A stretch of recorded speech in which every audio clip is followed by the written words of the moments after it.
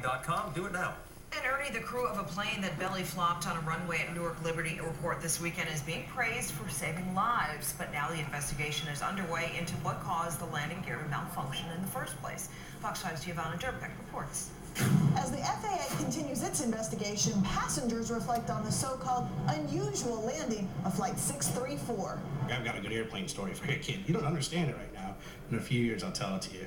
The story Moritz Lowe is going to tell his 7-month-old daughter when she's older is about his experience on United Airlines Flight 634 from Chicago to Newark.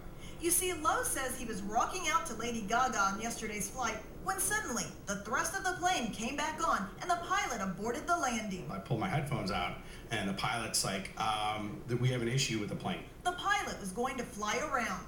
A couple moments later, he came back on and said, there's a problem with the right landing here. We're going to have to make an unusual landing. Michael Zerny was also on the Airbus jet, which had 48 passengers and 5 crew members on board. I fly tail dragger airplanes, so I land on one wheel all the time. It's just a common practice. So I knew that if the pilot was proficient, he could pull this thing off. The passengers were told to crouch down and wait for the cue. Brace, brace, brace. We glide down very, very peacefully. The last 90 seconds were really smooth, like spooky smooth, like it was in a dream. I'm like, did we already crash and I'm just gone?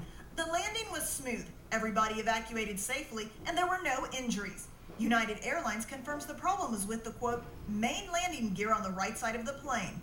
An FAA spokesman, which is investigating the emergency landing, says, quote, the airline will make repairs to the aircraft. They will file with us a detailed report as to why the gear did not extend and lock into place. Zerny won't forget the 4 hours they had to wait in a room after arriving safely. Lowe will just remember going home to his wife and daughter, Ainslie Piper, who, wouldn't you know, is named after a plane and aviation company. Phenomenal. The best hug I've ever had in my life was coming and hugging my wife and daughter. And that's a great moment I'll never forget. I'll probably remember that more than the actual plane experience. From Newark, Giovanna Durbeck, Fox 5 News. Well, the Coast Guard says that the tanker that